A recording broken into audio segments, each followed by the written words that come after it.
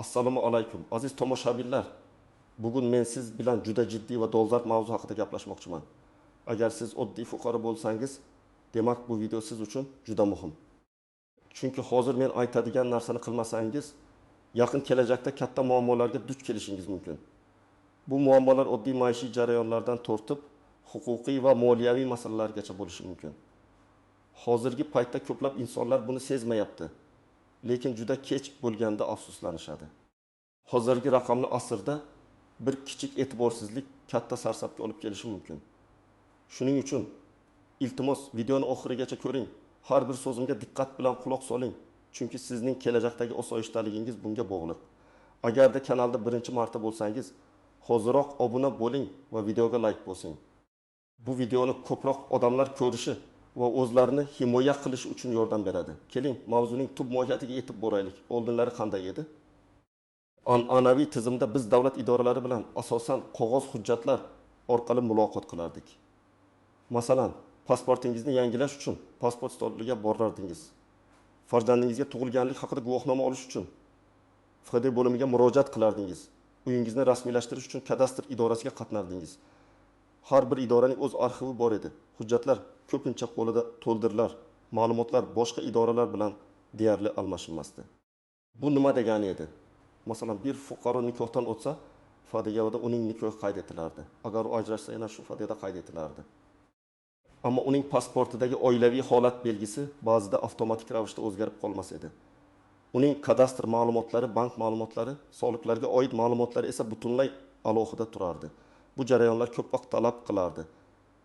Uzun navbatlar yuzaga kelardi.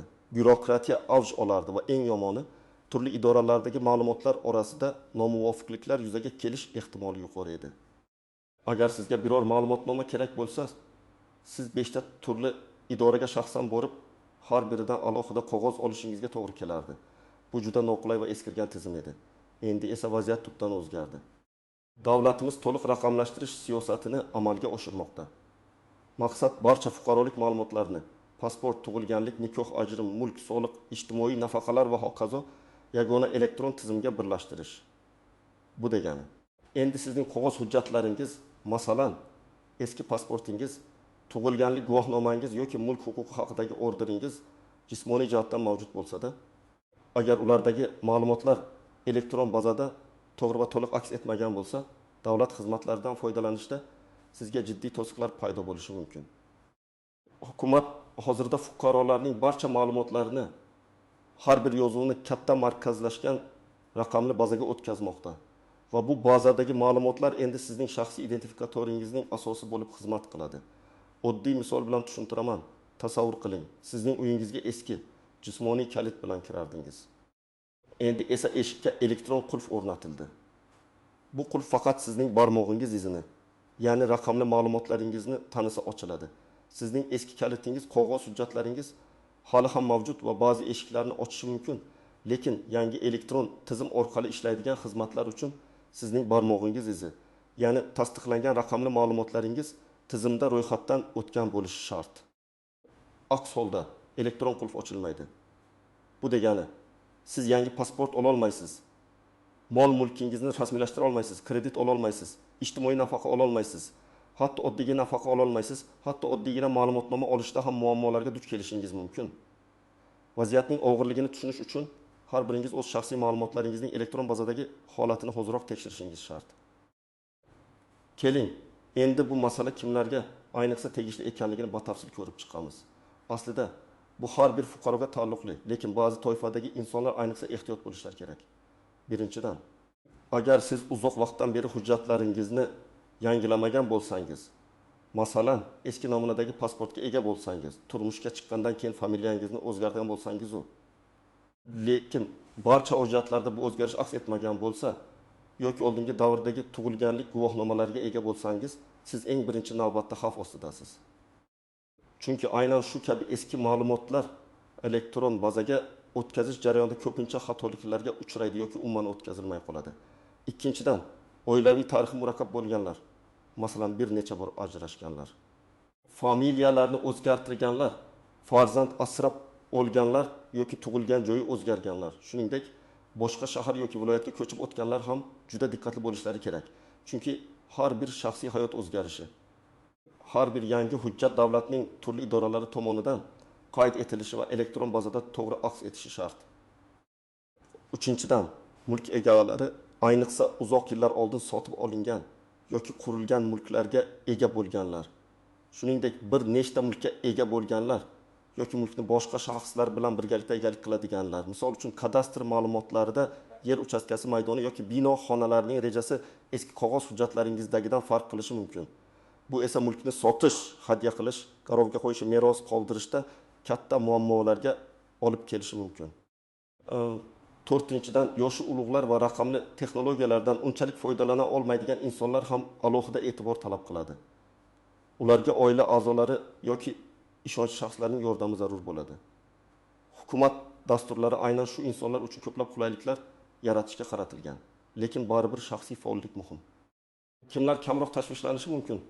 Nisbatan yoshroq avlod vakillari, ya'ni doim raqamli pasportlarga ega bo'lganlar va davlat xizmatlari bilan doimiy ravishda elektron tarzda muloqot qiladiganlar. Ularning ma'lumotlari odatda ancha yangi va to'g'ri bo'ladi. Ammo shunga qaramay, ularga ham o'z ma'lumotlarini tekshirishni maslahat beraman. Chunki ma'lumotlarni bir tizimdan boshqasiga o'tkazish jarayonida xatolar yuzaga kelishi mumkin. Hech kim xatolardan to'liq sug'urtalanmagan. Keling, endi bir nechta real hayotiy misollarga to'xtalib o'tamiz. Misol, irqiy pasport bilan bog'liq muammo. Anzor aka, 55 yoshli tadbirkor. Uning eski namunadagi pasportining muddati tugaganligi sababli yangi ID karta olish uchun Davlat xizmatlari markaziga murojaat qildi. Tizim uning familiyasi haqidagi ma'lumotlarda nomuvofiqlik borligini ko'rsatdi. Ma'lum bo'lishicha, Anzor aka 3000 yil oldin ajrashgan, lekin familiyasini o'zgartirmagan, pasportidagi oilaviy holat esa ajrashgan deb belgilangan edi. Biroq nikoh ajrimining raqamli bazada to'liq qaydi mavjud emas edi. Chunki bu juda uzoq yillar avval sodir bo'lgan va arxiv ma'lumotlari to'liq raqamlashtirilmagan. Natijada Anzor aka bir necha oy davomida yangi ID karta ola olmadi. U FDGO arxivlariga borib, eski nikoh ajrimi haqidagi guvohnomalarning dublikatini olishga, so'ngra bu ma'lumotlarni elektron bazaga kiritish uchun qayta ariza berishga majbur bo'ldi. Bu uning tadbirkorlik faoliyatida sezilarli tanaffusga sabab bo'ldi. Chunki ID kartasiz ba'zi bir bank operatsiyalarini amalga oshirish yoki shartnomalarni tuzish imkonsiz edi. U katta vaqt va asabiy zo'riqish yo'qotdi. Misol 2 mulk bilan bog'liq qiyinchilik. Dilnoza opa 60 yoshda. U o'zining uyini sevimli nevarasiga vasiyat qilish uchun notariusga bordi. Notarius elektron tizim orqali Dilnoza opaning mulkiga oid ma'lumotlarini tekshirganda, kadastr tizimida uning uyining maydoni qog'oz hujjatidagi maydondan 15 kvadrat metrga farq qilishini aniqladi. Ma'lum bo'lishicha, Dilnoza opa 20 yil oldin uyining yoniga kichik oshxona va ayvon qurdirgan, lekin bu o'zgarishlarni rasmiylashtirmagan va kadastrga kiritmagan. Bu kichik farq tufayli notarius vasiyatni rasmiylashtira olmadi, chunki mulkning yuridik holati to'liq aniq emas edi. Dilnoza opa kadastr bo'limiga borib, qo'shimcha o'lchovlar va hujjatlarni rasmiylashtirishga majbur bo'ldi.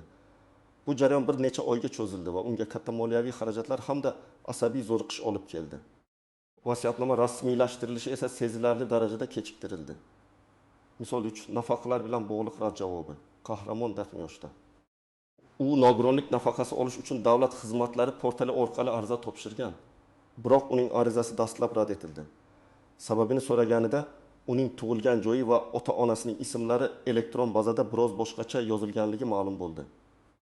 Masalan, tug'ilgan joyi Toshkent shahri o'rniga elektron bazada Toshkent viloyati yoki otasining ismidagi bir harf noto'g'ri yozilgan edi, yoki otasining ismidagi bir harf noto'g'ri yozilgan. Bu kichik ammo boshqa shaxs deb tanishiga sabab bo'lgan. Natijada Qahramon bir necha hafta vaqtini davlat xizmatlari markaziga qatnab, o'zining tug'ilganlik guvohnomasini va ota-onasining pasport nusxalarini taqdim etib, xatoni tuzatishga sarfladi. Bu esa uning nafaqa olishini bir necha oyga kechiktirdi va oilasining moddiy ahvoliga salbiy ta'sir ko'rsatdi. Misol 4, kredit olish to'siqlar. Aziza 30 yoshda. U oilasi bilan kengroq uyga ko'chish maqsadida ipoteka krediti olish uchun bankka murojaat qildi.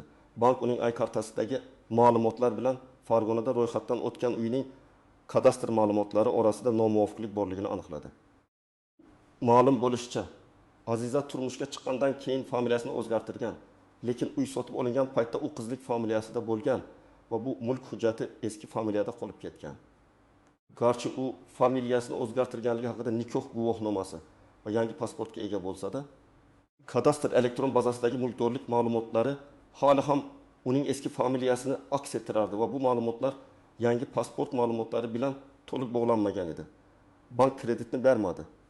Chunki garovga qo'yiladigan mulk egasining ma'lumotlari davlatning elektron bazasida to'liq aniq emas edi. Bu esa mulk egasining identifikatsiyasida noaniqlik tug'dirardi. Aziza 2 oy davomida kadastr va ifodadagi idoralarga qatnab, birinchi navbatda o'zining turmushga chiqqanlik ma'lumotlarini to'liq raqamli bazaga kiritishga, so'ngra kadastr bazasidagi mulkdorlik ma'lumotlarini yangi familiyasiga moslashtirishga majbur bo'ldi. Bu uning uy sotib olish rejasini uzoq muddatga orqaga surdi va unga katta stress olib keldi. Bu misollar shuni ko'rsatadiki, kichik bir nomuvofiqlik yoki e'tiborsizlik sizning hayotingizdagi muhim jarayonlarni to'xtatib qo'yishi sizga katta miqdorda vaqt, pul va asabiy zo'riqish yo'qotishiga olib kelishi mumkin. Endi esa bu qoidalarga nisbatan istisnolar, tuzoqlar va ko'zdan panada qoladigan nozik jihatlar haqida gaplashamiz. Istisnolar ba'zi bir o'ta yangi va standartlashtirilgan rasmiy harakatlar, masalan, yaqinda olingan ID karta yoki yaqinda rasmiylashtirilgan nikoh qoidalari avtomatik tarzda tizimga kiritilgan bo'lishi mumkin. Lekin bunga to'liq ishonmang. Har doim tekshirib ko'ring. Raqamlashtirish jarayoni hali to'liq yakunlanmagan. Tuzoqlar. Qog'oz hujjatlaringiz bor ekan, hamma narsa joyida deb o'ylash bu eng katta xato. Elektron tizimdagi ma'lumotlar bugungi kunda yanada muhimroq. 2. Noma'lum shaxslarga yoki o'zini hal qiluvchi deb tanishtiradigan shaxslarga ishonish. Ba'zi firibgarlar sizning ma'lumotlaringizni to'g'rilab berishni va'da qilib, sizdan katta mablag' talab qilishlari yoki shaxsiy ma'lumotlaringizni suiiste'mol qilishlari mumkin. Davlat xizmatlari markazlari sizga rasmiy va ishonchli yordam beradi. O'tu. Davlat idoralaridan keladigan xabarnomalarga e'tiborsizlik. Ba'zida sizga SMS xabarnomalar yoki pochta orqali ma'lumotlardagi nomuvofiqliklar haqida xabarlar kelishi mumkin. Ularni e'tiborsiz qoldirmang. Keksa yoshdagi va texnologiyalardan bexabar insonlar uchun qiyinchiliklar. Ular ko'pincha bu masalani tushunishga va hal qilishga qiynaladilar. Ularga yordam bering. 5. Til to'siqlari. Eski hujjatlar, ayniqsa mustaqillikdan oldingi davrga oid bo'lganlari ko'pincha rus yoki boshqa tillarda yozilgan bo'lishi mumkin. Ularni raqamlashtirishda tarjima xatolari yuzaga kelishi mumkin. Ko'zdan panada qoladigan nozik jihatlar ma'lumotlarning o'zaro bog'liqligi. Sizning ma'lumotlaringiz nafaqat sizning shaxsingizga oid, balki oila a'zolaringiz, ota-onangizning nikohi, ajrimi, tug'ilganliklari, farzandlaringizning tug'ilganliklari ma'lumotlari bilan ham bog'liq. Masalan, ota-onangizning ma'lumotlarida xatolik bo'lsa, bu sizning meros olishingizga yoki oilaviy guvohnomalarni olishingizga ta'sir qilishi mumkin. 2. Tarixiy hujjatlar. Mustaqillikdan oldingi davrga oid ko'plab hujjatlar turli formatlarda bo'lgan. Ba'zida ma'lumotlar to'liq standartlashtirilmagan. Bu ularni raqamlashtirishni murakkablashtiradi va xatolar ehtimolini oshiradi. O'tu. Passiv xatolar. Ba'zi xatolar sizning harakatingiz tufayli emas, balki ma'lumotlarni kiritish jarayonida davlat xizmatchilari tomonidan qilingan xatolar tufayli yuzaga kelgan bo'lishi mumkin. Buni aniqlash va tuzatish biroz vaqt talab qiladi. Geografik nomuvofiqliklar. Hududlarning ma'muriy chegaralari va nomlari vaqt o'tishi bilan o'zgargan bo'lishi mumkin. Masalan, ilgari bir tumanga qarashli qishloq hozir boshqa tumanga o'tgan bo'lishi mumkin. Bu kadastr ma'lumotlarida nomuvofiqlik keltirib chiqarishi mumkin. Endi esa eng muhim qismga o'tamiz, amaliy maslahatlar. Bu muammoni hal qilish uchun siz aniq nima qilishingiz kerak, qayerga borish kerak, qanday hujjatlar kerak? Birgadam tekshirishdan boshlang.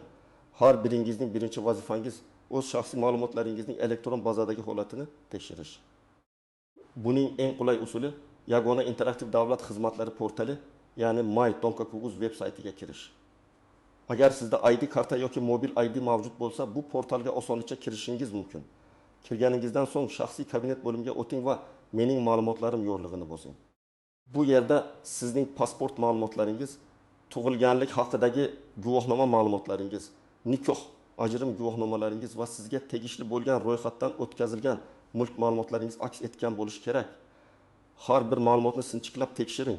Agar sizda ID karta yoki mobil ID bo'lmasa yoki kompyuter va internetdan foydalanishda qiynalsangiz, sizga eng yaqin davlat xizmatlari markaziga DXM murojaat qiling.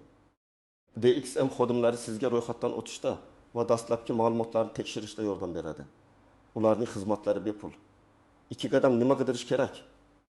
Ma'lumotlarni tekshirayotganda quyidagilarga e'tibor bering.